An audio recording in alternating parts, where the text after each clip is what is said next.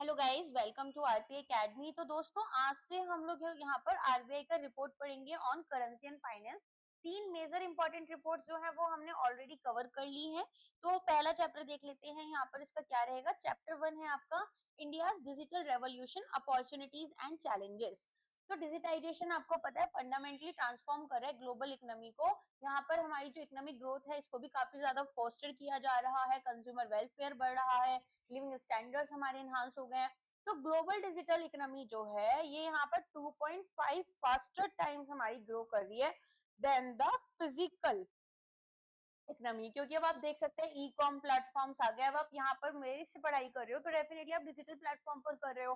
तो इसी तरीके से हम देख रहे हैं कि फिजिकल वर्ल्ड से ज्यादा इकोनॉमी जो है वो डिजिटल इकोनॉमी आपकी ग्रो कर रही है, और 15% से ज्यादा यहाँ पर ग्लोबल जीडीपी जो है उसके लिए अकाउंट करती है। इंडिया की पोजीशन की बात करें तो इंडिया डेफिनेटली फोर फ्रंट पर है। We are doing quite good here, although there is definitely always some scope for improvement, but overall हम यहाँ पर काफी अच्छा काम कर रहे हैं। तो स्टेट ऑफ प्ले की बात कर लेते हैं, इंडिया डिजिटल लैंडस्केप। अब इंडिया डिजिटल लैंडस्केप में हम देखेंगे कि जो इंडिया है अब यहाँ पर ये वर्ल्ड की फास्टेस्ट ग्रोइंग डिजिटल इकोनॉमी बन चुकी है और एमर्ज कर रही है इसकी तरह। तो क्यों हो रही है? क्योंकि हमारा डिजिटल पब्लिक इंफ्रास्ट्रक्चर यहाँ पर बहुत अच्छा है, ठीक है। और यहाँ पर हम बोल सकते हैं कि एक बुर्जुआइंग फिनटेक इकोसिस्टम है हमारा, और एक ग्रोइंग टैक्स सेवी पॉपुलेशन है। तो अगर हम बात करें, देखो बुर्जुआइंग का मतलब होता है, बुर्जुआज होते थे जो बहुत अमीर लोग होते थे, तो बुर्जुआइंग मतलब आप कहीं ना कहीं फिनटेक इकोसिस्टम हमारा जो ग्रो कर रहा है बिजनेस पर्सपेक्टिव से। एंड डेफिनेटली हमारी जो पॉपुलेशन है, जो हमारे इंडियंस हैं, यू नो वेरी वेल कि अगर हम यूएस में देखें, यूके में देखें, यूरोप में या फिर चाइना में या कहीं भी हम देखेंगे ना, तो इंडियन इंजीनियर्स तो बहुत ही अच्छा परफॉर्म कर रहे हैं, तो ऑफकोर्स इंडिया भी करेगा ही। तो डिजिटल इकोनॉमी जो है वो करेंटली एस्टिमेट करिए to account for 10th of India's GDP, ठीक है। तो डिजिटल इकोनॉमी काफी अच्छा परफॉर्म कर रही है। यहाँ पर ये एक 5th ऑफ जीडीपी बन जाएगा बाय 2026। अभी हमारा 1/10 हिस्सा जो है वो यहाँ से आ रहा है, 1/5 हमारा यहाँ से आएगा। ग्लोबली इंडिया की जो रैंक है वो first in real time payment volume है, that is 48.5% share in global volume. और बायोमेट्रिक बायो बेस्ड आइडेंटिफिकेशन जो है वो हमारा आधार के थ्रू हम देख रहे हैं। तो रियल टाइम पेमेंट वॉल्यूम में हम फर्स्ट नंबर पर चल रहे हैं। इंडिया जो है टेलीकॉम सब्सक्राइबर्स में सेकंड नंबर पर चलती है। थर्ड यहाँ पर आपके स्टार्टअप इकोसिस्टम के लिए, और 1.4 लाख स्टार्टअप जो हैं एंड 100 यूनिकॉर्न्स आपके यहाँ पर आ चुके हैं। इंडिया फिनटेक सेक्टर रिसीव कर चुका है $2.6 बिलियन फंडिंग इन 2023। गाइज ये जो रिपोर्ट है ना, ये आपकी 2024 में आई थी, 2025 में अभी तक रिपोर्ट नहीं आई है। जैसे ही आ जाएगी मैं वीडियो बना दूंगी, बट बहुत कम चांसेस है कि अब एग्जाम से पहले आएगी। और अगर एग्जाम से पहले आ गई तो समझ जाना 10 क्वेश्चन आने हैं, और अगर एग्जाम से पहले नहीं आती है तो 2 से 3 क्वेश्चन यहाँ से आपको देखने के लिए मिल जाएंगे। इंटरनेट कनेक्टिविटी, तो इंटरनेट पेनिट्रेशन 55% रहा 2023 में। इंटरनेट यूजर बेस जो है वो हमारा ग्रो किया by 199 million in the 3 years leading up to the report. अब डेटा अफोर्डेबिलिटी एंड यूसेज की बात करें तो इंडिया अभी बोस्ट कर रहा है lowest global cost per gigabyte of data, और एन इन एवरेज यहाँ पर हमारा 1.16 पर जीबी डॉलर रहता है। तो एवरेज पर यूजर पर मंथ कंजम्पशन जो है वो 24.1 जीबी हमारा 2023 में है। ये बोल रहे हैं कि जो हम यहाँ पर इंडियंस हैं ये एक तो बहुत ही अच्छा परफॉर्म कर रहे हैं। किस चीज में बहुत अच्छा परफॉर्म कर रहे हैं?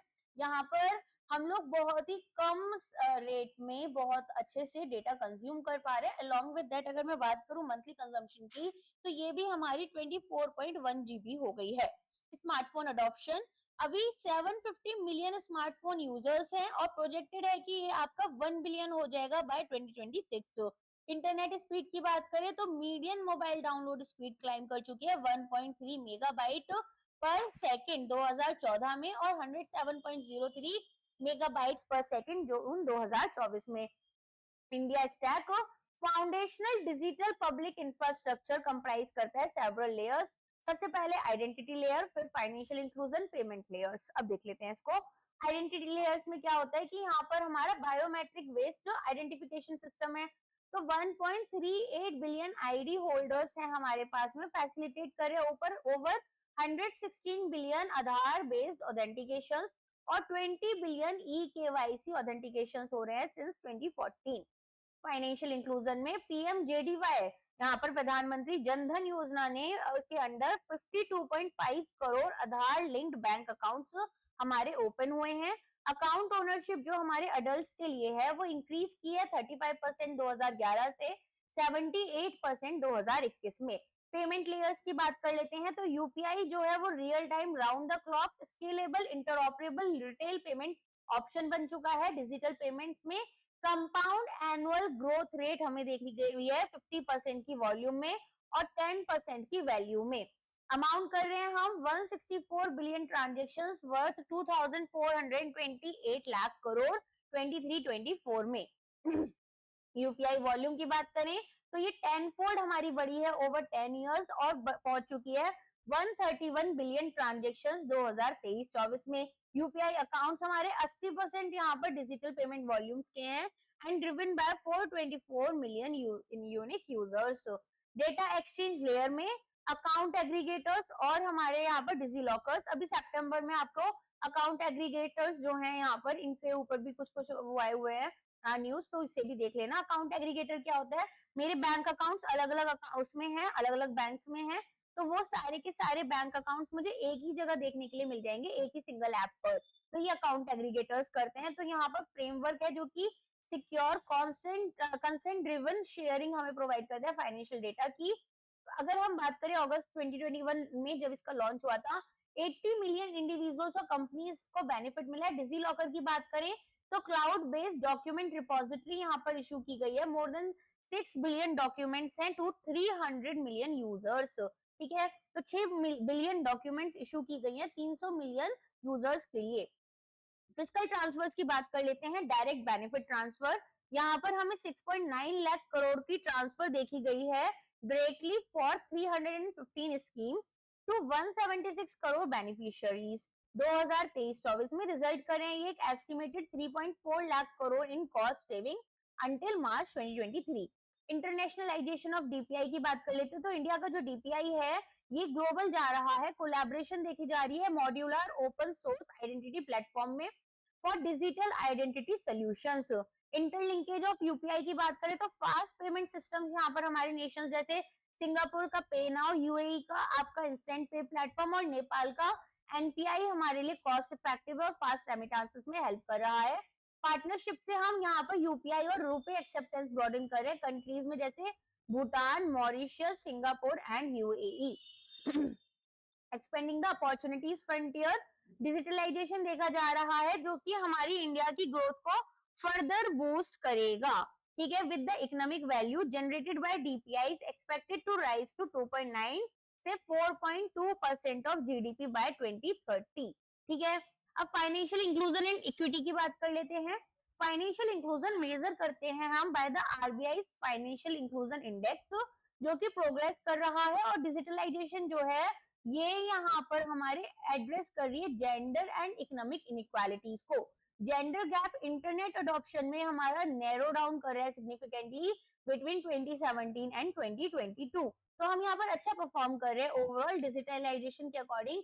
डीपीआई हमारा ये बोल रहा है 2.9 से 4.2% हो जाएगा जीडीपी के 2030 तक। दूसरा ये बोल रहा है कि फाइनेंशियल इंक्लूजन में हमने देखा कि ये जो जेंडर गैप है ये हमारा कम होता जा रहा है, और फाइनेंशियल इंक्लूजन इंडेक्स में भी हम ये देख रहे हैं कि फाइनेंशियल इंक्लूजन तो काफी अच्छे से हो रहा है, और डिजिटाइजेशन यहाँ पर बहुत बड़ी इंपॉर्टेंट यहाँ पर प्लेटफॉर्म जो है या फिर एक तरीके से एक बहुत बड़ा इंपॉर्टेंट रोल प्ले कर रहा है।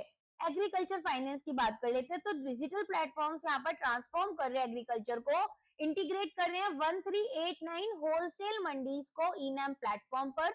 डिजिटलाइजेशन यहाँ पर इनिशिएटिव जैसे कि public tax platform for frictionless credit, यहाँ हम एड्रेस करेंगे रिलायंस ऑन इनफॉर्मल फाइनेंस जो कि करेंटली अकाउंट करते हैं 31% of total outstanding loans of rural households. Cross border payments में डिजिटलाइजेशन रैपिडली हमारी रेमिटेंस कॉस्ट को कम करता है। एवरेज कॉस्ट जो है रेमिटेंस की इंडिया में वो 5.01% है Q1 2024 में। डिजिटल टेक्नोलॉजीज यहाँ पर बूस्ट कर रही है इंडिया के एक्सपोर्ट को of digitally deliverable services. Macro economic impact, digitalization influence करते हैं प्राइसेस को, पोटेंशियली यहाँ पर फिलिप्स कर्व को स्टीपर बना रहे हैं, एनहांस करते हैं एफिकेसी ऑफ मॉनेटरी पॉलिसी। ठीक है, तो हम यहाँ पर क्या देखेंगे कि जो डिजिटलाइजेशन है इसकी वजह से हमारे प्राइसेस बहुत ज्यादा इन्फ्लुएंस हो रहे हैं, लेकिन हमारा जो फिलिप्स कर्व है ये बहुत अच्छे से स्टीपेंड हो रहा है। तो फिलिप्स कर्व अगर स्टीप हो रहा है तो बताओ इसका क्या मतलब होगा, यहाँ पर ये अच्छा है या बुरा है? देखो, अगर फिलिप्स कर्व आपका यहाँ पर स्टीपर जा रहा है तो इसका सिंपल सा ये मतलब हुआ कि अब यहाँ पर हमारी अगर इन्फ्लेशन में, लार्जर इन्फ्लेशन में अगर यहाँ पर इंक्रीज देखा जा रहा है कि भाई इन्फ्लेशन बहुत ज्यादा बढ़ रहा है, तो फिर एक हमारा यहाँ पर जो ड्रॉप है एम्प्लॉयमेंट में वो कंपैरेटिवली कम होगा। मतलब अगर अगर थोड़ा सा भी एक यूनिट ऑफ एम्प्लॉयमेंट हमारा कम हुआ तो यहाँ पर, या फिर सॉरी अनएम्प्लॉयमेंट हमारा कम हुआ एक यूनिट से, तो इन्फ्लेशन हमारे यहाँ पर काफी बड़े यूनिट्स में बढ़ रहा होगा। अब आपको पता है फिलिप्स कर्व आपका किससे बनता है? इन्फ्लेशन रेट है ना, आईआर रहता है आपका वाई एक्सिस पर, और अनएम्प्लॉयमेंट रहता है आपका यहाँ पर एक्स एक्सिस पर।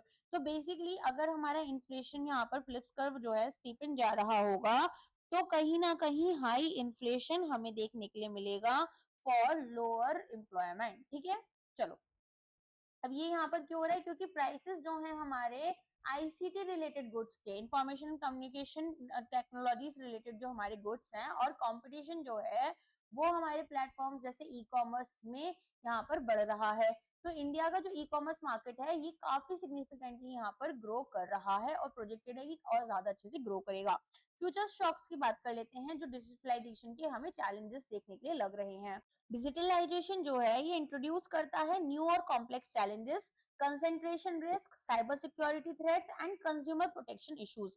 कंसेंट्रेशन रिस्क क्या होता है? मैंने एक ही जगह यहाँ पर अपनी सारी इन्वेस्टमेंट रख दी, ठीक है, तो अगर मान लो ये सेक्टर ही ग्रो नहीं कर रहा, ये सेक्टर जो है डूब गया, तो मेरी सारी इन्वेस्टमेंट ही चली जाएगी, या मैंने किसी एक कंपनी को सारा पैसा दे दिया, तो इस तरीके से हमारे पास कंसेंट्रेशन रिस्क होता है।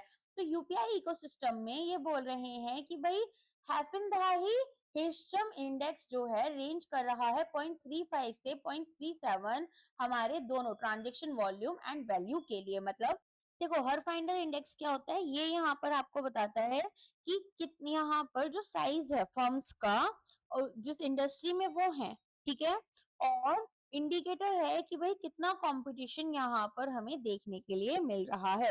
तो मार्केट कंसेंट्रेशन ये यहाँ पर देखता है कि भाई कंपनी का साइज क्या है relative to the size of industry जिसमें वो है। तो कॉम्पिटिटिवनेस हमें कैसे पता चलती है? जो मार्केट शेयर है हर एक फर्म का उसका हम स्क्वायर निकालते हैं और चेक करते हैं कि भाई यहाँ पर टोटल नंबर क्या आ रहा है।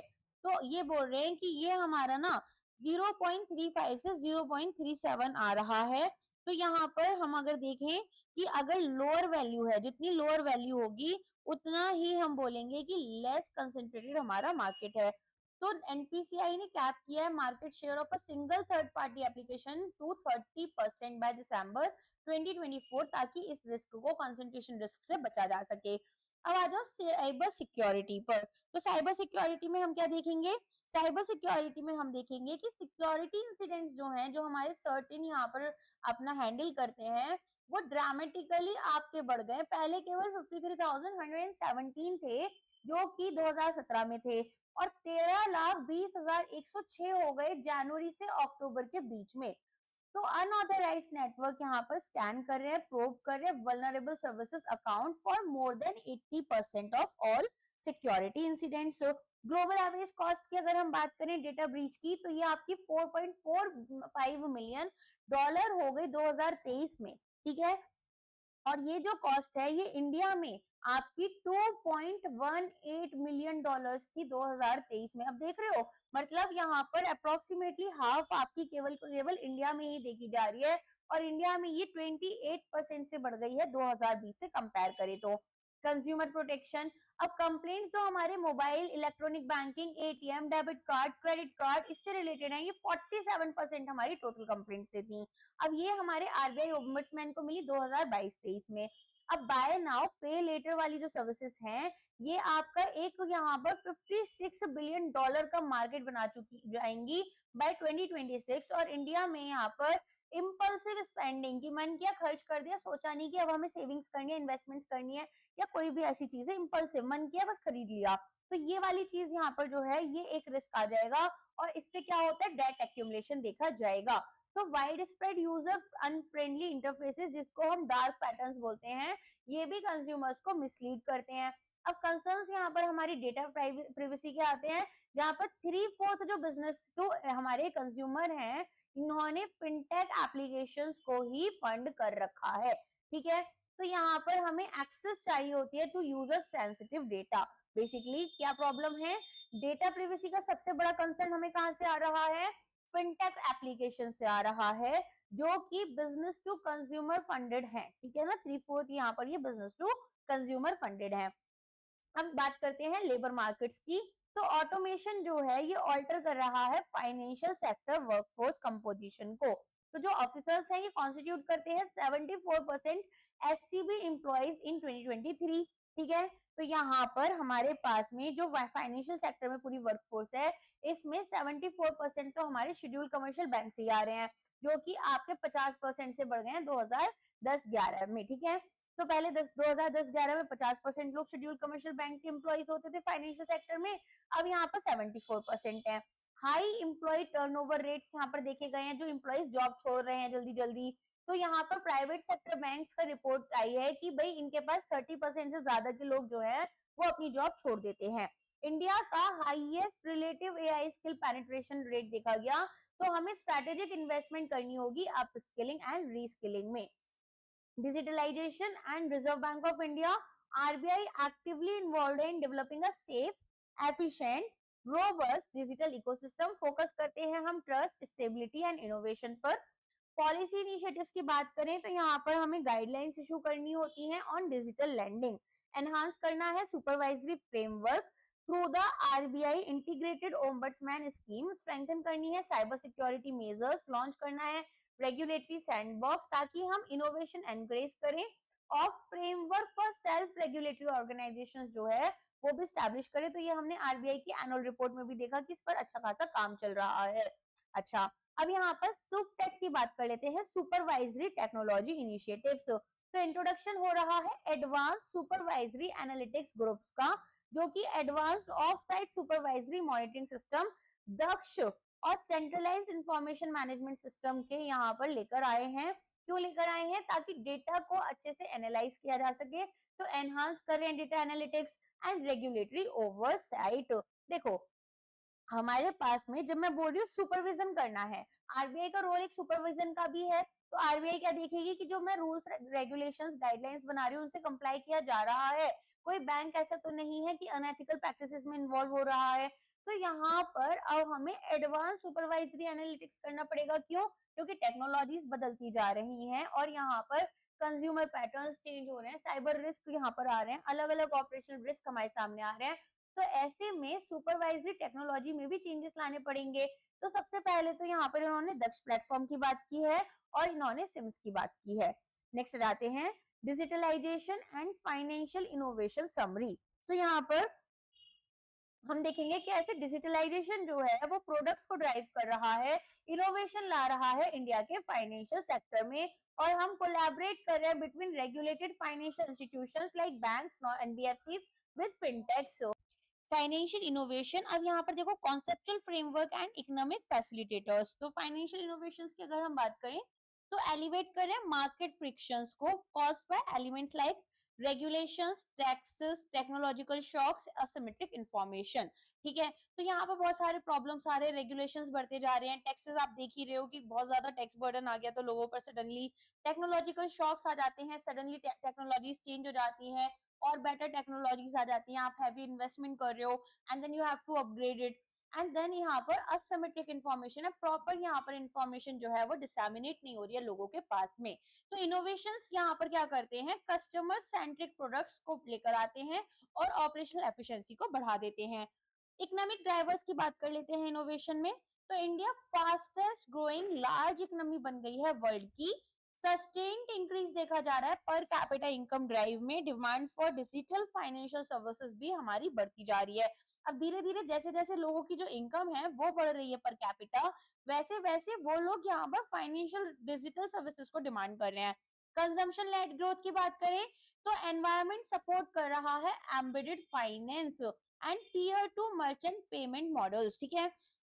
अब आपको पता है इंडिया में इतना ज्यादा पॉपुलेशन है तो हमारी जो ग्रोथ होती है वो कंजम्पशन लेड ज्यादा होती है रेदर देन प्रोडक्शन लेड। तो यहाँ पर अब हम देखेंगे कि ये जो एनवायरमेंट है ये एम्बेडेड फाइनेंस और peer to merchant payment models को काफी सपोर्ट कर रहा है। Bank credit to GDP ratio हमारा रहा 58.7% 23-24 में। हमेशा याद रखना bank credit to GDP ratio important होता है। अब ये यहाँ पे एक आपको स्कोप बता रहे हैं फर्दर फाइनेंशियल डीपनिंग से रिलेटेड। शॉर्ट टर्म लोन्स, अगर जो लोन्स यहाँ पर हम 3 महीने से कम के ले रहे हैं तो शेड्यूल्ड कमर्शियल बैंक्स में आप देखेंगे कि ऐसे लोन्स की डिमांड तो कम हो रही है और डिजिटल स्मॉल टिकट लोन्स जो हैं इनकी अपॉर्चुनिटीज बढ़ती जा रही हैं। अगर बात करें शेयर की हमारे क्रेडिट की रूरल और सेमी अर्बन एरियाज में तो ये इंक्रीज हो गई है। 15% हमारी जून 2017 में थी, 17.7% हमारी ये 2023 में है। तो अगर मैं बात करूं रूरल एरियाज की, सेमी अर्बन एरियाज की, तो यहाँ पर लोग अब अपनी जो यहाँ लोन्स मांग रहे हैं या क्रेडिट फैसिलिटीज अवेल कर रहे हैं वो थोड़ा बेटर हो गई है। फिनटेक फंडिंग की बात करें तो ये 30% आपका टोटल स्टार्टअप फंडिंग में आ जाता है। इंडिया का सबसे बड़ा अगर यहाँ पर फिनटेक देखें या यूनिकॉर्न देखें तो वो भी जीरोधा है और ग्रो जो है वो 3rd नंबर पर है एंड रेजर पे 2nd नंबर पर है।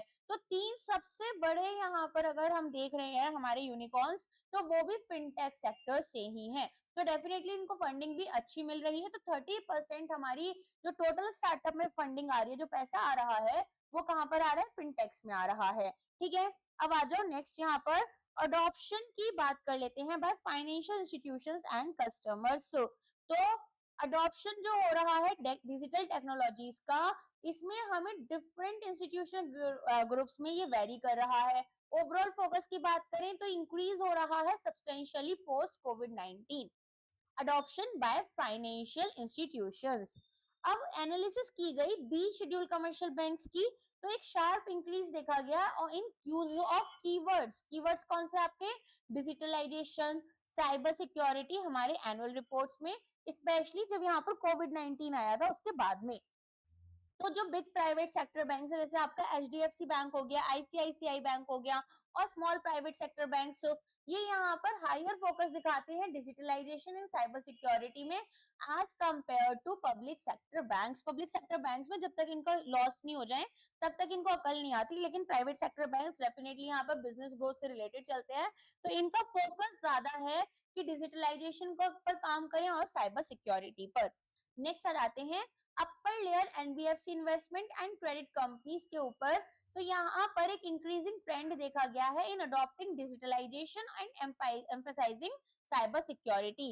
एक सर्वे यहाँ पर हुआ जिसमें कि एक्सटेंसिव यूज ऑफ इंटरनेट, एक सर्वे यहाँ पर हुआ जो कि इंडिकेट कर रहा था use of internet banking, mobile banking, online account opening, digital KYC, door step banking across sampled banks. तो यहाँ पर हम क्या देख रहे हैं कि आपके पास में कितना यहाँ पर इंटरनेट बैंकिंग यूज हो रहा है, मोबाइल बैंकिंग कितना यूज हो रहा है, लोग कितना अपने अकाउंट जो है वो ऑनलाइन ओपन कर रहे हैं, डिजिटल केवाईसी कितना हेल्प कर रहा है, along with that door step banking की भी बात हो रही है कि आप यहाँ पर मोबाइल से जैसे एटीएम कार्ड अपने अप्लाई कर दोगे तो आपके घर तक वो पहुंच जाएगा, आपको बैंक नहीं जाना पड़ रहा, ब्रांच विजिट नहीं करनी पड़ रही है। Adoption by customers, cash to card ratio, ATM withdrawals जो हैं और कार्ड पेमेंट ये हमारी मॉडरेट हो गई है। इवन जो नंबर है एटीएम्स का ओवरऑल हमारे इंडिया में ये भी हम देख रहे हैं कम होता जा रहा है। क्यों? क्योंकि डिजिटल पेमेंट यूसेज बढ़ता जा रहा है, लोग यूपीआई वगैरह से ही पेमेंट कर देते हैं। फरवरी से मार्च 2024 में an average of 10% of customers जो हैं वो एक्टिवली यूज कर रहे थे मोबाइल बैंकिंग और 4% यहाँ पर इंटरनेट बैंकिंग, जबकि प्राइवेट सेक्टर बैंक्स में कस्टमर्स ने हायर यूसेज दिखाया है डिजिटलाइजेशन का, डिजिटल पेमेंट्स का, rather than public sector banks. अब 55.3% जो हमारे प्राइमरी मोबाइल बैंकिंग एप्लीकेशंस हैं 47 बैंक्स की, यहाँ पर एवरेज यूजर रेटिंग 4 या उससे ज्यादा रही। इशुएंस की बात कर लेते हैं पीपीआई वॉलेट्स की। तो यहाँ पर पीपीआई आपको पता है प्रीपेड इंस्ट्रूमेंट्स होते हैं जिसमें हम ऑलरेडी यहाँ पर लोडिंग कर लेते हैं। अच्छा, इनकी लिमिट्स जो है वो भी आपकी यहाँ पर रिवाइज हो गई थी, तो लिमिट्स आपको पता होनी चाहिए कि क्या क्या पीपीआई में लिमिट्स रहती हैं। एंड ये बोल रहे हैं कि यहाँ पर वॉलेट जो है वो 14.8% चल रहे थे, सिग्निफिकेंटली हायर थे ये हमारे पीपीआई कार्ड से। अच्छा, चलो अब आप को एक बार जल्दी से मैं यहाँ पर पीपीआई की बता देती हूँ। तो स्मॉल पीपीआई जो होते हैं जहां पर हमें मिनिमम केवाईसी की जरूरत होती है, इसमें वैलिड वॉलेट बैलेंस और मंथली स्पेंड आप 10,000 रुपीज तक कर सकते हो। एनुअल लिमिट आपकी 1.2 लाख रुपीज पर ईयर होते हैं। कैश लोडिंग यहाँ पर आप 10,000 रुपीज ताकि मैक्सिमम पर मंथ कर सकते हो, और ये 24 महीने के लिए आपके लिए वैलिड होते हैं। कौन से वाले हैं ये है स्मॉल पीपीआईज। अब आ जाओ फुल केवाईसी, जहां पर आप अपने सारे डॉक्यूमेंट्स वगैरह प्रोवाइड कर रहे हो, सारी चीजें कर रहे हो, तो यहाँ पर आप 2 लाख रुपए तक का अपना वॉलेट बैलेंस रख सकते हो। एंड एनहांस लिमिट जो है ये आपको कैश विड्रॉल्स एंड ट्रांजेक्शन्स में हेल्प करती है। ठीक है, तो आपको इसके बारे में पता होना चाहिए। अगर आपको पीपीआईज नहीं पता है तो आरबीआई की वेबसाइट पर जाना, वहां पर आपको पूरा मिल जाएगा कि फुल केवाईसी पीपीआई कौन से होते हैं, इसके अलावा स्मॉल वाले कौन से होते हैं, क्योंकि ये इंपॉर्टेंट पार्ट है। And even not just in your exams, even जो प्रमोशनल पेपर्स होते हैं वहां भी मैंने स्टूडेंट्स को पढ़ाया हुआ है, वहां भी ये क्वेश्चंस आ जाते हैं। ठीक है, collaboration of financial institutions with fintechs and big techs. Collaboration यहाँ पर एसेंशियल है क्योंकि फिनटेक्स आपको एजिलिटी देते हैं, अनकन्वेंशनल डेटा यूसेज प्रोवाइड करते हैं, जबकि बैंक्स आपको ट्रस्ट और लार्जर कस्टमर बेस दे रहे हैं। फिनटेक्स की बात करें इंडिया में तो ये डाइवर्स हैं, ओवरलैप करेंगे बैंकिंग टैक, पेमेंट टैक, लैंडिंग टैक एक्टिविटीज में। 84% यहाँ पर सर्वेड बैंक्स जो हैं और 35% यहाँ पर सर्वेड एनबीएफसी कोलैबोरेट कर रहे हैं फिनटेक्स के साथ फॉर डिजिटल बैंकिंग सॉल्यूशंस। तो पेमेंट्स, डिपॉजिट्स, क्रेडिट हम यहाँ प्रोवाइड करते हैं। बिग टेक्स की बात कर लेते हैं तो डोमिनेट कर रहे हैं यूपीआई स्पेस को, अकाउंट करेंगे फॉर मोर देन 90% शेयर हमारा UPI payment volume and value दोनों में। 5 बिग टेक्स कोलैबोरेट कर रहे हैं फाइनेंशियल इंस्टीट्यूशंस के साथ में यहाँ पर। तो बाई नाउ पे लेटर एंड को ब्रांडेड क्रेडिट कार्ड्स को ये ऑफर कर रहे हैं। क्रेडिट यहाँ पर हम क्रेडिट कार्ड्स के थ्रू देते हैं ई कॉमर्स प्लेटफॉर्म पर, जैसे आप देख सकते हैं अभी अमेजोन और फ्लिपकार्ट पर सेल लगी हुई है। तो एसबीआई के जो यहाँ पर क्रेडिट कार्ड्स है अमेजोन पर, फ्लिपकार्ट पर एक्सिस बैंक के, ये सब बहुत ज्यादा चलते हैं, आईसीआईसीआई बैंक के। तो यहाँ पर लोगों का अब क्या होता है कि भाई सेल चल रहा है, सस्ता सामान मिल रहा है, तो वो यहाँ पर ज्यादा अपनी क्रेडिट ले लेते हैं। तो ये आपका ग्रो कर रहा है बात 32.4% ईयर ऑन ईयर बेसिस 2023-24 में से लेकर 11 करोड़ तक। ठीक है, 11 लाख करोड़ पर अब हम यहाँ पर पहुंच चुके हैं। बीएनपीएल की बात करें, तो यहाँ पर ये बोल रहे हैं कि रैंक कर रहा है टॉप 5 नेशंस में among globally for the percentage of BNPL loans in e commerce transactions. तो बाय नाउ पे लेटर में हम लोग बहुत ज्यादा यहाँ पर चीजें कर रहे हैं, तो 5th नंबर पर आ रहे हैं ग्लोबली। ठीक है, डिजिटल लैंडिंग स्केप की बात कर लेते हैं, लैंडस्केप की। तो डिजिटल लैंडिंग एक रिमोट एंड ऑटोमेटेड प्रोसेस है जिसमें कि हमारे बैंक्स आते हैं, NBFCs and peer to peer lending platforms. 40% यहाँ पर जो पर्सनल लोन्स डिसबर्स किए गए हैं by a sample of 5 scheduled commercial banks, 5 commercial banks लिए इसमें जो लोन्स दिए गए हैं, इसका 40% यहाँ पर जो पर्सनल लोन्स जो दिए गए हैं उनका 40% यहाँ पर क्या होगा, end to end digitally process हुआ था 2022-23 में। ठीक है, तो ये जो 40% लोन्स है ये हमारे पर्सनल लोन मार्केट के 53% कॉन्स्टिट्यूट करते हैं। लैंडिंग अगर हम बात करें 51 फिनटेक रजिस्टर्ड एनबीएफसी आईसीसी जो है वो आपकी लेस देन 1% है। एंड अगर हम यहाँ पर देखें total NBFC ICC lending market, fintechs mainly cater करते हैं स्मॉल वैल्यू पर्सनल लोन्स जिसमें 68% फॉलिंग हमें देखने के लिए मिली लेस देन 5,000 रुपीज कैटेगरी की। ठीक है, तो फिनटेक्स यहाँ पर स्मॉल वैल्यू लोन ज्यादा देते हैं, जहां पर लोग जो है 5,000 रुपीज से कम के भी लोन ले रहे हैं।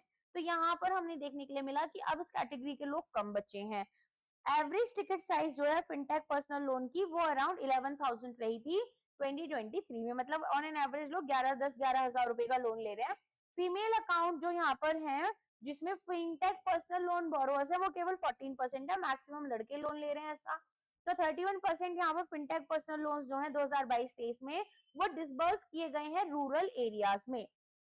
रेगुलेटरी इनोवेशन की बात करें तो इनिशिएटिव्स यहाँ पर एम करते हैं स्ट्रेंथनिंग ट्रस्ट, इंक्लूड करते हैं account aggregator framework, open credit enablement network और ट्रेड रिसीवेबल डिस्काउंटिंग सिस्टम। तो जो पायलट पब्लिक टैग प्लेटफॉर्म है फ्रिक्शनलेस क्रेडिट का और open network for digital commerce, ठीक है।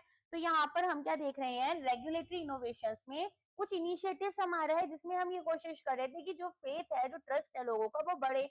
तो इसमें हमारे अकाउंट एग्रीगेटर फ्रेमवर्क आ गए, फिर ओपन क्रेडिट एनेबलमेंट नेटवर्क आ गए, फिर ट्रैक्स प्लेटफॉर्म आ गया, एंड इसके अलावा public tech platform for frictionless credit and open network for digital commerce ONDC. तो अगर मैं बात करूं यहाँ पर public tech platform for frictionless credit pilot, इसमें जो टर्न अराउंड टाइम था किसान क्रेडिट कार्ड का वो हमारा कम हो गया from weeks to less than an hour. Implication और रेगुलेटरी कंसर्न्स क्या है, तो यहाँ पर बैंकिंग सेक्टर में हमने देखा कि जो डिजिटाइजेशन है ये काफी अच्छे से यहाँ पर बैंक की एफिशिएंसी को बढ़ा रहा है, और यहाँ लोअर रिस्क जो ले रहे थे बैंक्स उसके साथ में हम इसे एसोसिएट कर पा रहे हैं। तो लिक्विडिटी बैंक्स की बढ़ गई है इक्विटी और फॉरेन एक्सचेंज मार्केट्स में। रेगुलेटरी एंड पॉलिसी मेजर्स की बात करें तो आरबीआई की जो रेगुलेशन है वो innovation, assimilation and customer protection की बात करती है। डिजिटल लैंडिंग गाइडलाइंस यहाँ पर हमारे रिस्क जैसे कि exorbitant charges and unethical recovery practices को भी एड्रेस करती हैं। इंट्रोडक्शन हुआ की फैक्ट स्टेटमेंट का, जिसमें कि हम डार्क पैटर्न्स को मिटिगेट करना चाहते हैं, तो हम ट्रांसपेरेंट डिस्क्लोजर करना चाहते हैं एनुअल परसेंटेज रेट का। रेगुलेटरी सैंडबॉक्स की बात करें तो यहाँ पर 4 कंप्लीटेड थीम बेस्ड कॉर्ड्स देखे गए, ठीक है। Framework for self regulatory organization हमारे फिनटेक सेक्टर में, तो ये इंट्रोड्यूस हुआ मई 2024 में, ताकि ethical standards and responsible practices लाएं। आरबीआई यहाँ पर एम्प्लॉय कर रही है सुपरवाइजरी टेक्नोलॉजी टूल्स, जैसे कि यहाँ पर दक्ष हो गया, आईसीएमटीएस हो गया एंड सिम्स हो गया, ठीक है। तो ये भी आपके लिए इंपॉर्टेंट हो जाते हैं। एक बार मैं आपको दक्ष के बारे में, आईसीएमटीएस के बारे में बता देती हूँ ताकि आपको याद रहे। देखो दक्ष यहाँ पर आरबीआई ने लॉन्च कब किया था, सबसे पहले तो ये बताओ आप। देखो आरबीआई ने इसे लॉन्च किया था अक्टूबर 2022 में। अब इसका काम क्या था, तो जैसा कि आप लोगों ने अभी तक देखा, ये यहाँ पर सुपरवाइजरी के लिए रिलेटेड है। तो अगर आप आरबीआई की वेबसाइट भी खोलोगे दक्ष आरबीआई की, तो यहाँ पर आएगा एडवांस सुपरवाइजरी मॉनिटरिंग सिस्टम। तो ये हमारे लिए क्यों इंपॉर्टेंट है, ताकि हम लेटेस्ट डेटा और एनालिटिकल टूल्स को यूज करें और टेक्नोलॉजी को लेवरेज करें, ताकि यहाँ पर एफिशिएंट और ऑटोमेटेड वर्क प्रोसेस बनाए। तो दक्ष का मतलब क्या होता है हिंदी में, एफिशिएंट और कॉम्पिटेंट होता है, ठीक है।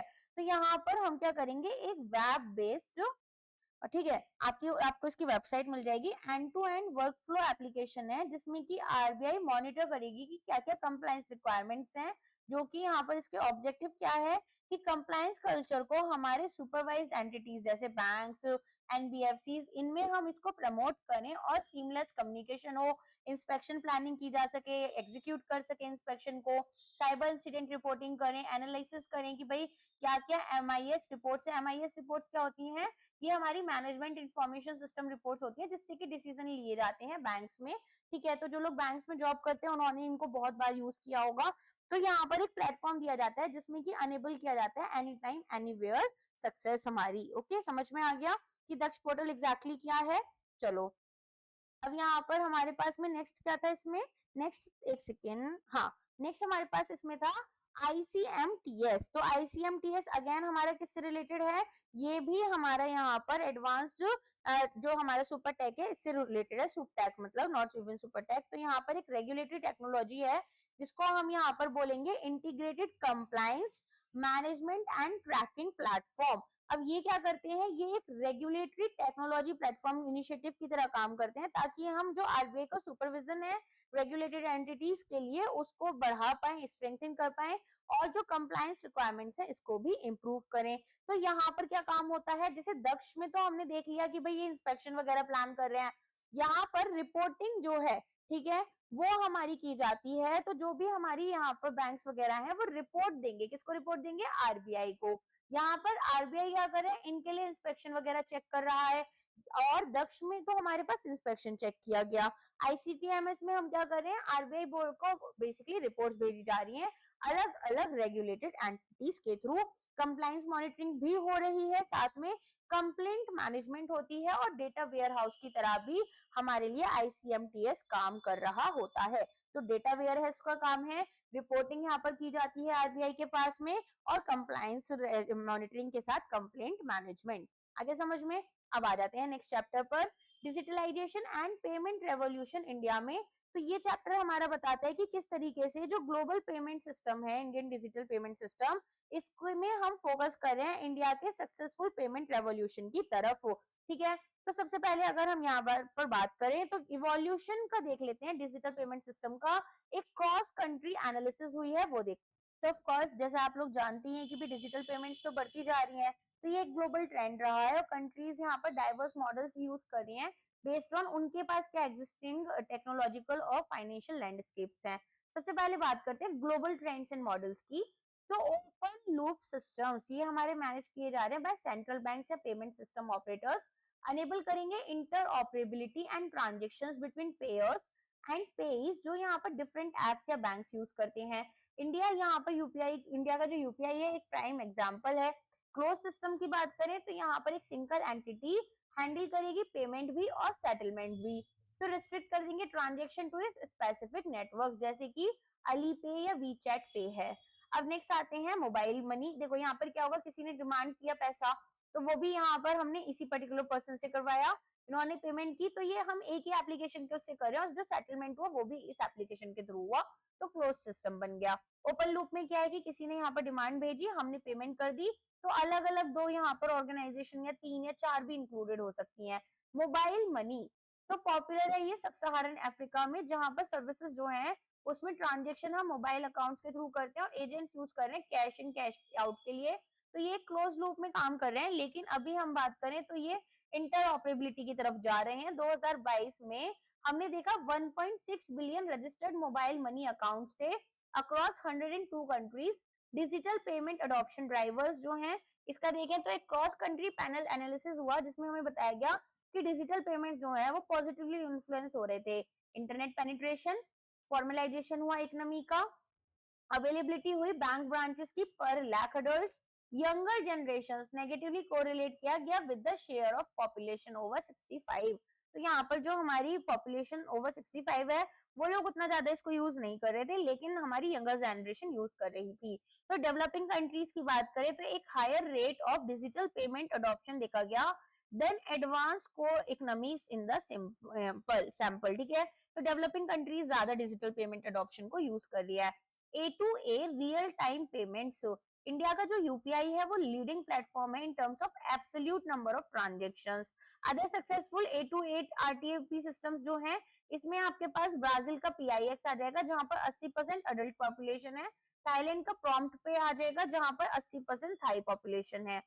Penetration of A2A RTP system की बात करें तो ये हमारी इमर्जिंग एंड डेवलपिंग कंपनी का इकोनॉमीज जो हैं इसमें काफी हायर है रेदर देन हमारी एडवांस्ड इकोनॉमीज। तो अब आपको A2A RTP सिस्टम के बारे में पता होना चाहिए कि ये क्या होता है। तो देखो यहाँ भी हमारे पास रियल टाइम पेमेंट सिस्टम्स ही रहती हैं। A2A पेमेंट में क्या होता है कि हमारे पास इंटरमीडियरीज डिलीवरिंग यहाँ पर जो है उनको इंटरमीडियरीज को हमने हटा दिया, तो इससे हमारी जो क्या होती है डिलीवरीज जो हो रही है वो थोड़ी सस्ती, जल्दी और प्रोग्रामेबल पेमेंट फ्लो के थ्रू हो जाती हैं। ठीक है, आगे समझ में। चलो अब अगर हम बात करें यूपीआई की, तो क्या यहाँ पर UPI real time payment solution है? तो ऑफ कोर्स है। डिजिटल पेमेंट रेवोल्यूशन की बात कर लेते हैं इंडिया में। तो इंडिया की जर्नी में हमने दो फेजेस देखे हैं। पहला है digitization of existing systems and technology led payment innovation, जिसमें कि हमें यहाँ पर robust, efficient and inclusive system देखने के लिए मिल रहा है। तो डिजिटाइजेशन करा हमने एग्जिस्टिंग सिस्टम का और कुछ इनोवेशंस भी लेकर आए। तो सबसे पहले इवोल्यूशन ऑफ पेमेंट सिस्टम देखते हैं। पहली वेव आई थी आपकी 2000 से पहले, 2000 से पहले। ठीक है, तो फोकस किया गया कंप्यूटराइजेशन एंड टेक्नोलॉजी पर, जिसमें हमने पेपर बेस्ड इंस्ट्रूमेंट्स को हटा दिया। फिर आया MICR जो कि हमें 1980s में देखने के लिए मिला। तो अभी भी हमारे चेक्स में हम लोग MICR यूज करते हैं, तो मैनुअल चेक क्लियरिंग के लिए इसने रिप्लेस कर दिया। फिर इंफीनेट आया जहां पर हमने रोबस्ट कम्युनिकेशन नेटवर्क हमारे बैंकिंग सेक्टर के लिए यूज किया। फिर RTGS आया 2004 में और नेफ्ट आया 2005 में। Centralize large and retail fund transfer देखा गया। सेकेंड वेव आई आपकी पोस्ट 2010, जहां पर फोकस किया गया new digital products and ubiquitous access पर। तो आधार, प्रधानमंत्री जन धन योजना, मोबाइल, जेम, ट्रिनिटी, यहाँ पर इसमें हमारे पास में Jan Aadhaar, mobile, trinity led the foundation for rapid digital payment adoption. IMPS और यूपीआई ने यहाँ पर अनेबल किया इंस्टेंट 24/7 फंड ट्रांसफर। रुपए हमारा 2012 में आया, यहाँ पर पहला डोमेस्टिक कार्ड पेमेंट नेटवर्क देखा गया। चेक ट्रंकेशन सिस्टम में हमने डिजिटल प्रोसेसिंग की चेक्स की रिप्लेस कर दिया एमआईसीआर को कंप्लीटली 2014 में। सीबीडीएससी की बात करें तो डिजिटल रुपी पायलट 2022, मई 2024 में इंडिया 36 कंट्रीज में था पायलट स्टेज पर, और जून 2024 में रिटेल पायलट यहाँ पर 50 lakh users and 4.2 lakh merchants थे। ठीक है, की एनेबलर्स एंड इनिशिएटिव्स की बात कर लेते हैं। Payment infrastructure development fund operationalise हुआ 2021 में, कॉर्पस था 1239 करोड़ रुपीस का मई 2024 में। मई 31 2024 तक यहाँ पर डिप्लॉयमेंट किया गया 31.3 million digital devices QR codes और 1 मिलियन फिजिकल डिवाइसेस का।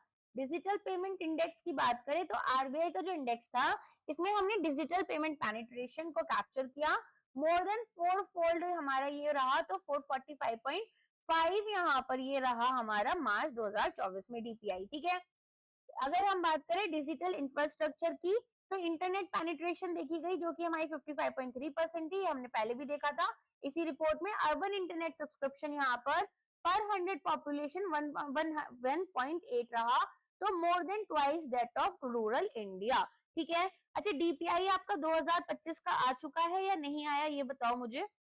डिजिटल पेमेंट इंडेक्स देखो, क्योंकि अगर आया है तो यहाँ पर आपका ये था 493.22, कब आया था ये, मार्च 2025 में, याद रखना। ठीक है, रिपोर्ट बहुत पुरानी हो गई है, इसीलिए मैंने इसको थोड़ा लास्ट में कवर किया है कि बाकी तीन जब कवर कर लो तब इस पर आना। ट्रेंड्स इन डिजिटल पेमेंट्स की बात कर लेते हैं। ओवरऑल ग्रोथ में वॉल्यूम जो है डिजिटल ट्रांजेक्शन का, वो हमारा कंपाउंडेड एनुअल ग्रोथ रेट हमारा रहा 52% और वैल्यू रहा 12% 2013-14 से 2023-24 में। इंटेंसिटी नंबर ऑफ ट्रांजेक्शंस पर लाख ऑफ जीडीपी इंक्रीज हो गए from 0.8 to 56 in 2023-24। Paper versus digital volume share जो था पेपर का क्लियरिंग ये हमारा गिर गया 0.4% पर आ गया 2003-4 में, और 2005-6 में ये हमारा आपका 81.9 था। तो ऑफकोर्स डिजिटल की बात आ गई है तो पेपर करेंसी कम यूज हो रही है। यूपीआई डोमिनेंस, यूपीआई अकाउंट करता है 79.6% of total retail payment volume, 25.3% total retail payment value. ठीक है, वॉल्यूम एंड वैल्यू याद रखना, 79.6 वॉल्यूम है और 25.3 आपका वैल्यू है। यूपीआई की जो यहाँ पर वॉल्यूम है ये इंक्रीज हुई फ्रॉम 539 करोड़ से 13,113 करोड़। प्रोसेस यहाँ पर close to 45 crore transactions per day. Awareness and adoption, merchants यहाँ पर 88.8% थे जो कि अवेयर थे डिजिटल पेमेंट्स के लिए, और 2/3 जो है इन्होंने एटलीस्ट इसको एक बार तो ट्राई करा ही था। कंज्यूमर्स की बात करें तो 77.2% यहाँ पर अवेयर हैं, ओनली 41.9% जो है इन्होंने अडॉप्ट किया था एटलीस्ट इसको वंस। कन्वर्जन रेट जो है अडॉप्शन से करंट यूसेज वो आपका 86.1% रहा। एज और जेंडर डिवाइड में अवेयरनेस और यूसेज जो है वो हाईएस्ट रहा 18 से 30 साल की उम्र में। मेल्स में ये 51.8% रहा, एक सिग्निफिकेंट हायर अडॉप्शन रेट था देन फीमेल्स। अब आ जाते हैं इम्पैक्ट एंड चैलेंजेस पर। डिजिटल पेमेंट्स आपको एक स्ट्रॉन्ग फाउंडेशन देती हैं इंक्लूसिव ग्रोथ के लिए, लेकिन कॉन्टिन्यूअस अटेंशन हमें चाहिए security and digital literacy gap में। Positive impact, financial inclusion, digital payments जो है एक्सेलरेट करती हैं इंक्लूजन। इंडिया का एफआई इंडेक्स जो है वो हमारा 64.2 हो गया है मार्च 2024 में। Poverty reduction, digital government transfers जो हैं वो हमारे रहे एस्टिमेटेड 348,565 लाख करोड़, बेसिकली 3,48,565 लाख यहाँ पर आपके रहे थे 565 करोड़ आपके सेविंग एंड बेनिफिट्स में बाय मार्च 2023। मॉनेटरी पॉलिसी में हमने डिजिटलाइजेशन में देखा कि एक स्विफ्ट अवे हमारा कैश से आ गया है, तो अब कैश जीडीपी रेशियो जो है वो फ्लक्चुएट कर रही है और यहाँ पर मॉडरेशन भी देखा गया है। तो हम बोल सकते हैं कि जो मनी डिमांड है वो हमारी कम हो रही है, करेंसी डिमांड हमारी कम हो रही है। चैलेंजेस की बात करें तो cyber security and fraud, low incidence हमारे फ्रॉड के देखे गए, फॉर एग्जांपल 4.1% मेट्रो एरियाज में।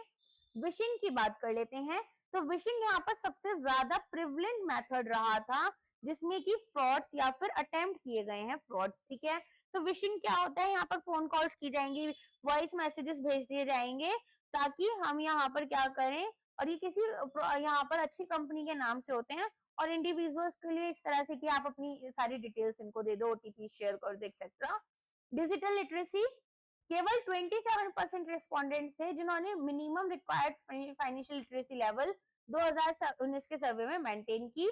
डिजिटल डिवाइड गैप जो था इंटरनेट पेनिट्रेशन में, वो अर्बन और रूरल के बीच में 111.8% एंड 58.6% रहा। डार्क पैटर्न्स में डिसेप्टिव प्रैक्टिसेस देखी गई यूजर इंटरफेस में, जैसे hidden fee and force recurring subscription. CBDCs की बात करें तो ये बेनिफिट्स दे रहे थे, इनके इंट्रोडक्शन जो है यहाँ पर मैनेज किया जा रहा था ताकि हम मिटिगेट करें पोटेंशियल रिस्क को, जैसे कि डिपॉजिट डिसइंटरमीडिएशन, और इम्पैक्ट आ रहा था मॉनेटरी पॉलिसी ट्रांसमिशन पर। अब आ जाते हैं चैप्टर 4 पर, open economy digitalisation challenges and opportunity. तो चैप्टर 4 यहाँ पर इमेंस पोटेंशियल बता रहा है इंडियन डिजिटलाइजेशन का, पर्टिकुलरली यहाँ पर डिजिटल पब्लिक इंफ्रास्ट्रक्चर ट्रांसफॉर्म करेंगे कंट्री के एक्सटर्नल सेक्टर को by boosting trade, remittances and capital flows, और एड्रेस करेंगे associated challenges.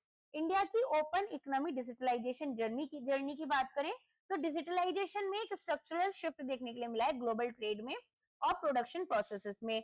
Digital economy size की बात करें और ग्लोबल ट्रेड की, तो core digital economy ICT goods and digital services account कर रहे हैं 8.5% of India gross value added in 2019। Broader digitally dependent economy जो है वो एस्टिमेटेड थी अराउंड 22% ऑफ जीडीपी।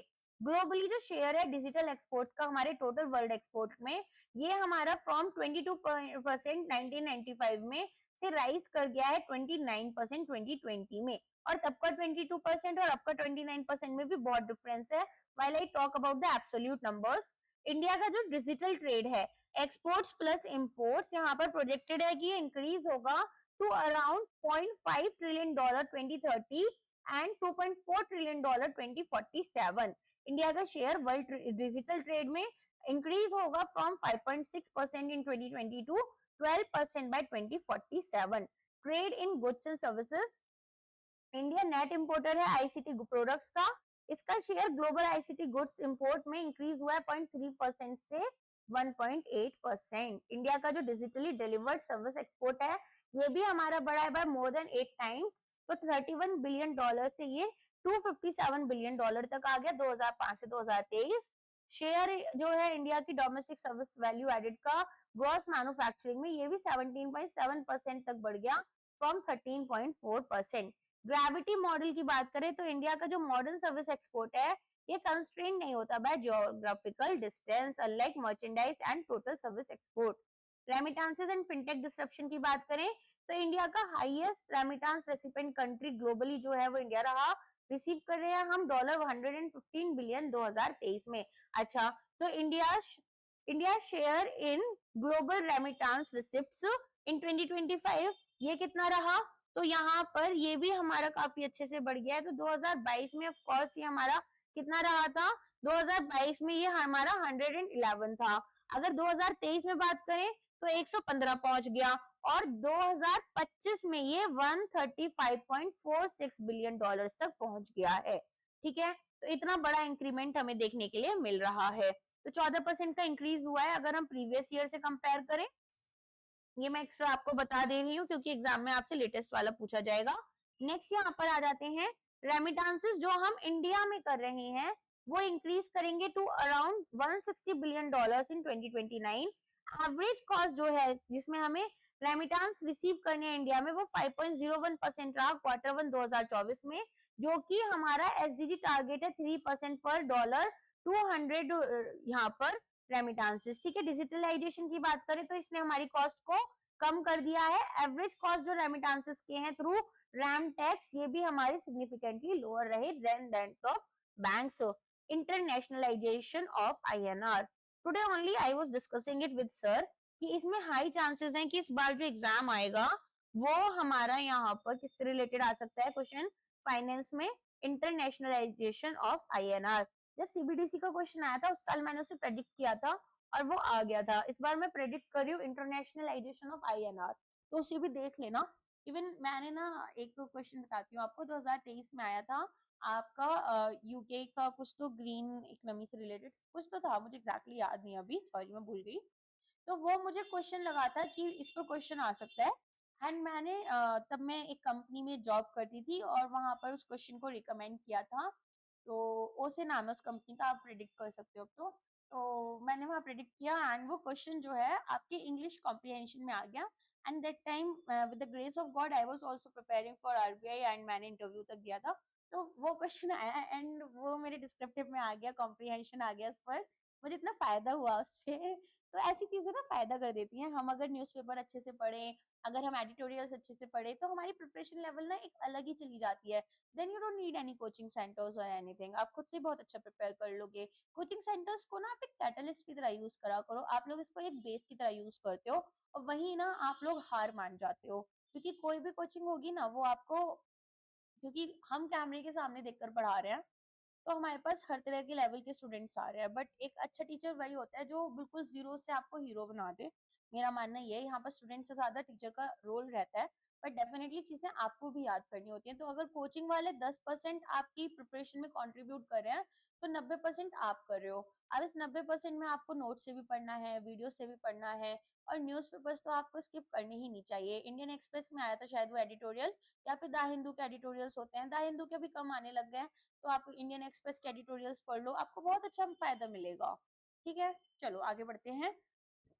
तो इनिशिएटिव्स इंक्लूड करते हैं आपके स्पेशल रुपी वॉस्ट्रो अकाउंट्स, ताकि हम सेटल करें ट्रांजेक्शन हमारे आईएनआर में, लोकल करेंसी सेटलमेंट फ्रेमवर्क और बायलैटरल स्वैप अरेंजमेंट्स। तो यहाँ पर पार्टनर कंट्रीज रही UAE and Indonesia. Internationalisation of digital public infrastructure, India का जो डीपीआई है ये इंक्रीजिंगली यहाँ पर एक ग्लोबल पब्लिक गुड की तरह देखा जा रहा है। यहाँ पर पोटेंशियल है क्रॉस बॉर्डर एप्लीकेशंस का। DPI as a global asset की बात करें तो डीपीआई पिलर्स में हम देखेंगे इंडिया का जो डीपीआई इंडियन स्टैक है, इसमें digital identity, digital payments, financial infrastructure, digital governance, digital industries, education, ये सब आते हैं। क्रॉस बॉर्डर पेमेंट्स की बात कर लेते हैं तो इंटरलिंक किया जा रहा है फास्ट पेमेंट सिस्टम्स को, ताकि हम यहाँ पर G20 टारगेट्स को अचीव करें और एनहांस करें क्रॉस बॉर्डर पेमेंट्स। यूपीआई का पे नाउ लिंकेज एक सक्सेसफुल बायलैटरल मॉडल रहा। इंडिया ने अब यहाँ पर प्रोजेक्ट नेक्सस भी ज्वाइन कर लिया ताकि कनेक्ट करें हमारे एफपीएस को of 4 Asian countries, that is Malaysia, Philippine, Singapore and Thailand. Project nexus भी अभी करेंटली दोबारा से न्यूज में आ गया था। तो प्रोजेक्ट नेक्सस आपकी 2-3 रिपोर्ट्स में कवर हो चुका है, इसको भी अच्छे से एक बार पढ़ लेना कि भाई प्रोजेक्ट नेक्सस आरबीआई का एग्जैक्टली है क्या। तो यहाँ पर ये ना आरबीआई का भी नहीं है, ये एग्जैक्टली है आपका बीआईएस का, बैंक फॉर इंटरनेशनल सेटलमेंट, जिसने आरबीआई के साथ में, आरबीआई यहाँ पर एक फाउंडिंग मेंबर की तरह काम कर रहा है, ताकि हम एक कॉमन फ्रेमवर्क बनाए जहां पर हम इंटरलिंक करेंगे नेशनल इंस्टेंट पेमेंट सिस्टम्स को safe, fast, transparent and low cost cross border payments के लिए। ठीक है, तो क्रॉस बॉर्डर पेमेंट्स हमें यहाँ पर करवानी है। आरबीआई और सेंट्रल बैंक ऑफ यूएई ने एक एमओयू साइन किया है ताकि यूपीआई को यूएई के एफपीएस आईपीपी के साथ में यहाँ पर लिंक करें। तो सेंट्रल बैंक डिजिटल करेंसी जो है उसके साथ में भी हम इसे लिंक करना चाहते हैं। इनको हम एक अपॉर्चुनिटी की तरह देख रहे हैं जिसमें हम स्ट्रीमलाइन करेंगे क्रॉस बॉर्डर ट्रांजेक्शंस, और इंडिया जो है वो बायलैटरल एंड मल्टीलैटरल कोलैबोरेशंस को एग्जामिन कर रही है। होलसेल सीबीडीसी प्रोजेक्ट्स जैसे कि आपका एम्ब्रिज हो गया, जहां पर हम China, Thailand, UAE, Hong Kong and Saudi Arabia को कनेक्ट कर रहे हैं, ये हमारा ट्रैक्शन गेन करें। यहाँ पर लोग अब नंबर्स जो हैं वो आने लग गए हैं। Data centres and data localisation, data localisation जैसे कि हमारा digital personal data protection act 2023, यहाँ पर हमारी नीड है डोमेस्टिक डेटा सेंटर इंफ्रास्ट्रक्चर की। इंडिया का जो डेटा सेंटर कैपेसिटी है मोर देन डबल हो चुका है, from 521 megawatt in 2020 to 1048 megawatt in 23। Annual investment जो हो रही है डेटा सेंटर्स में, ये भी हमारी $5 बिलियन तक हो जाएगी बाय 2025।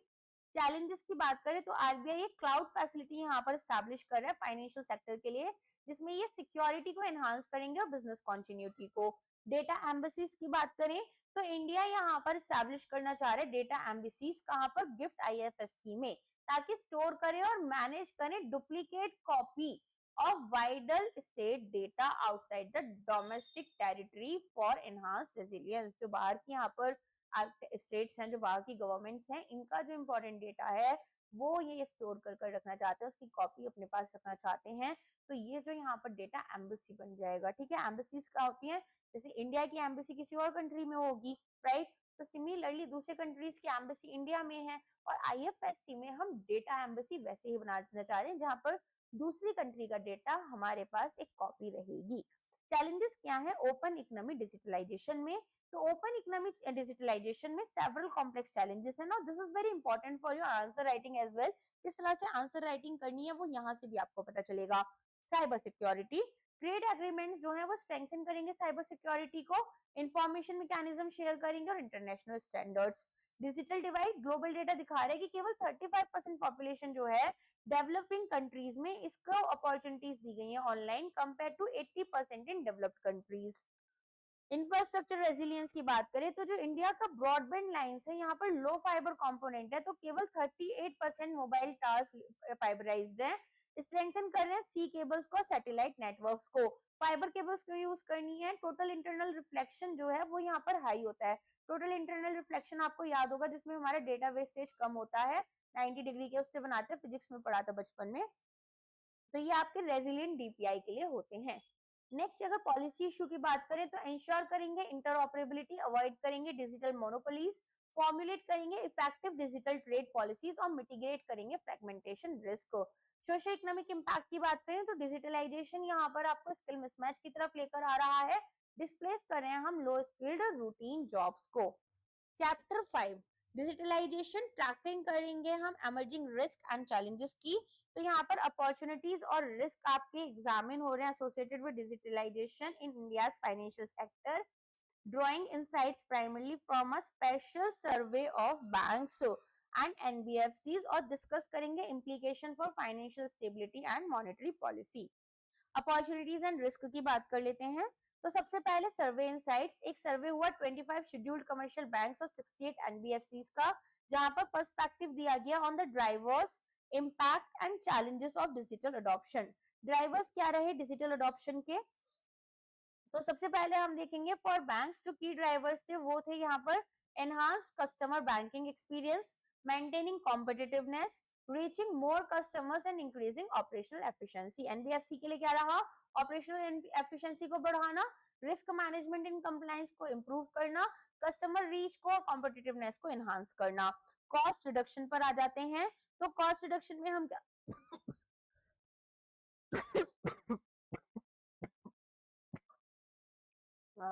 सॉरी, एक higher proportion of banks report कर रहे हैं successful cost reduction across all areas compare to NBFCs. Most surveyed regulated entities ने रिपोर्ट किया है decrease cost related to customer acquisition, transaction and employees. 76% banks जो हैं ये रिपोर्ट कर रहे हैं lower premises related cost. Extent of digital adoption की बात कर लेते हैं, कस्टमर एक्विजिशन एंड रिटेंशन, जितने भी सर्वेड बैंक्स हैं इन्होंने रिपोर्ट किया है इंप्रूवमेंट, किसमें इंप्रूवमेंट आई है, कस्टमर एक्विजिशन एंड रिटेंशन में। क्यों आ रही है, डिजिटल टेक्नोलॉजीज की वजह से आ रही है। डिपॉजिट मोबिलाइजेशन की बात करें तो 44% सर्वेड बैंक्स एक्सपेक्ट कर रहे हैं to collect more than 50% of deposits through online modes. ठीक है, यहाँ पर लैंडिंग की बात करें तो 30% जो सर्वेड बैंक्स है ये दिखा रहे हैं कि जो हमारी लैंडिंग होगी वो मोर देन 50% होगी digitally in next 5 years. Emerging technologies में एआई और क्लाउड कंप्यूटिंग, क्लाउड कंप्यूटिंग तो आपका अभी 10-15 साल से चल ही रहा है, तो यहाँ पर प्राइमरी मोटिव्स हैं for adopting cloud services, improve flexibility, scalability and business continuity के लिए। एआई यहाँ पर एक डिजिटल टेक्नोलॉजी की तरफ वोट की गई है जो कि इंपैक्ट करेगी बिजनेस इंडस्ट्री को over the next 5 years. Collaboration and competition, fintech engagement की बात करें तो मोस्ट सर्वेड बैंक्स यहाँ पर यूटिलाइज कर रहे हैं कोलैबोरेशन विद फिनटेक फर्म्स ताकि हम न्यू एमर्जिंग सर्विसेज प्रोवाइड करें। मोस्ट बैंक्स और एनबीएफसीज यहाँ पर कोलैबोरेशन को इफेक्टिव या हाईली इफेक्टिव पाते हैं in driving digital innovation. Next आ जाते हैं डिस्ट्रप्शन, तो मेजॉरिटी ऑफ बैंक्स और एनबीएफसीज जो है ये डिजिटल टेक्नोलॉजी को एज लेस या फिर मॉडरेटली डिस्ट्रप्टिव मांगते हैं to existing business models. Key challenges and risk, top barriers adoption में क्या क्या है, बैंक्स में साइबर सिक्योरिटी थ्रेट्स आ जाते हैं, लेगेसी कोर बैंकिंग एप्लीकेशन, तो यहाँ पर ना सीबीएस यूज होता है बैंक्स के पास में, तो वो भी यहाँ पर ये बोल रहे हैं कि ये भी प्रिवलेंट है, एंड कस्टमर अनविलिंगनेस। एनबीएफसी में इम्प्लीमेंटेशन कॉस्ट हाई है, कस्टमर अनविलिंगनेस है और साइबर सिक्योरिटी कंसर्न्स है। टॉप एमर्जिंग रिस्क, तो यहाँ पर करेंट एंड फ्यूचर में देखेंगे बैंक और एनबीएफसी जो है वो कंसिस्टेंटली आइडेंटिफाई कर रहे हैं cyber risk and frauds, third party risk देखा जा रहा है और डेटा प्रिवेसी इश्यूज देखे जा रहे हैं। Third party risk, data privacy risk, cyber risk, human risk, resource challenges, ये वो एरियाज है जहां पर एनबीएफसी फील कर रहा है कि बहुत ही कम स्कोप बचा है, यहाँ पर अभी भी स्कोप बचा है, सॉरी, फॉर इम्प्रूवमेंट।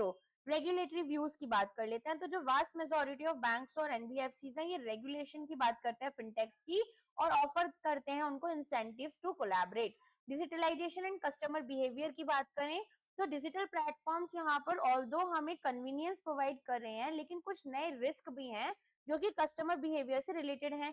जैसे कि एक तो इम्पल्सिव स्पेंडिंग, हमने देखा कि भाई बीएनपीएल बहुत ज्यादा यहाँ पर अडॉप्ट किया जा रहा है और ग्रो कर जाएगा ये $566 बिलियन ग्लोबली बाय 2026, तो कस्टमर्स यहाँ पर ओवर एक्सटेंड कर देंगे। सोशल कंटेंजियन या फिर हर्ट बिहेवियर देखा जा रहा है, तो यहाँ पर डिजिटल प्लेटफॉर्म्स जो हैं रैपिड डिसमिनेशन हो रहा है फाइनेंशियल ट्रेंड्स का, मार्केट मूवमेंट्स एम्पलीफाई हो रहे हैं और पोटेंशियली एक्सीलरेट कर रहे हैं ट्रेडिशनल बैंक जो रिस्क रन कर रहे हैं, ठीक है। तो ट्रेडिशनल बैंक रन हो जाएगा, बैंकिंग रन पता है क्या होता है, बैंक रन, यहाँ पर बैंक्स का फेल हो जाना। Customer protection and fraud, total number of complaints जो हमें यहाँ पर आरबीआई के इंटीग्रेटेड ओम्बड्समैन स्कीम के अंडर मिली हैं ये हमारी बढ़ चुकी हैं। अप्रोक्सीमेटली 20% कंप्लेंट्स जो हैं वो आरबीआई ने रिसीव की हैं पर्टेनिंग टू मोबाइल और इलेक्ट्रॉनिक बैंकिंग। आरबीआई ने इंट्रोड्यूस किया है सेवरल कंज्यूमर सेंट्रिक मेजर्स, जिसमें कि आपका चार्टर ऑफ कस्टमर राइट्स आ जाता है और पब्लिक अवेयरनेस कैंपेन, जिसमें आरबीआई कहता है एक आरबीआई सुनता है भी स्टार्ट किया है आरबीआई ने।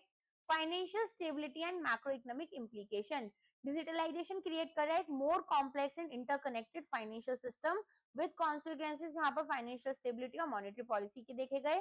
फाइनेंशियल स्टेबिलिटी में फिनटेक लैंडिंग्स जो है, तो फिनटेक्स ने यहाँ पर लैंडिंग को काफी एक्सीलरेट कर दिया नए बोरोवर्स के लिए, account opening, personal loan segment को एम्फेसाइज कर रही है लो टिकट्स अनसिक्योर्ड लोन्स में, स्पेशली ये यहाँ पर न्यू टू क्रेडिट बोरोवर्स के लिए देखा गया है जहां पर हमें क्रेडिट रिस्क देखने के लिए मिलता है।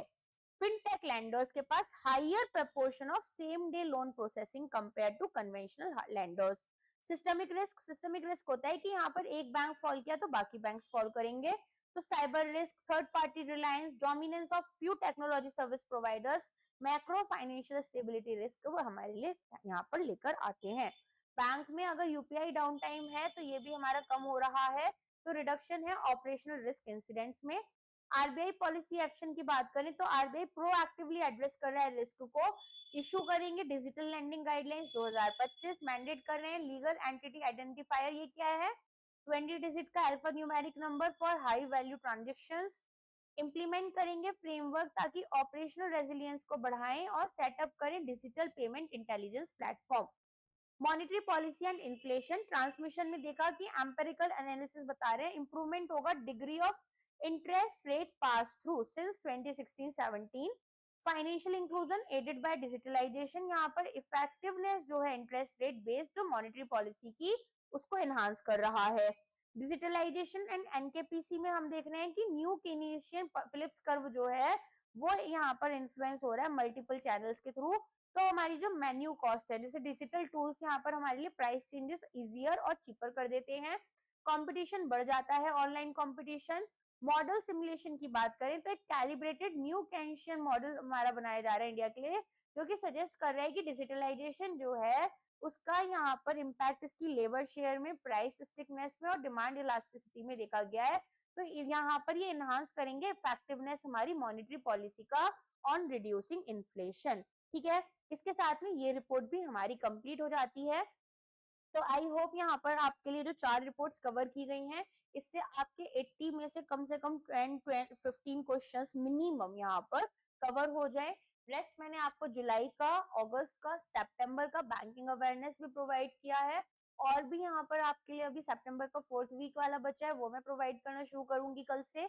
इसके अलावा अक्टूबर का जो है वो भी मैं आपका कवर कर दूंगी। तो 10 अक्टूबर तक मैं आपके सारे करंट अफेयर्स, सारी banking awareness, important reports, indices, ठीक है, ये कवर कर दूंगी। अलॉन्ग विद दैट मैं एक और यहाँ पर आपके लिए वीडियो लेकर आऊंगी मिनिस्ट्री से या फिर यहाँ पर गवर्नमेंट स्कीम से रिलेटेड, ठीक है, जिसमें हम आपके लिए सारी गवर्नमेंट स्कीम्स या तो कवर कर लेंगे आपके फेज 1 के लिए, या फिर जो पहले आपके करंट में न्यूज में रही है वो गवर्नमेंट स्कीम्स कवर करेंगे। फेज 2 के लिए सारी गवर्नमेंट स्कीम्स, वो मैं आपको बता दूंगी किस तरह से हम आगे चलेंगे, ठीक है, जैसा भी टाइम अलाउ करते हैं, क्योंकि टाइम भी बहुत ज्यादा बचा नहीं है पेपर के लिए।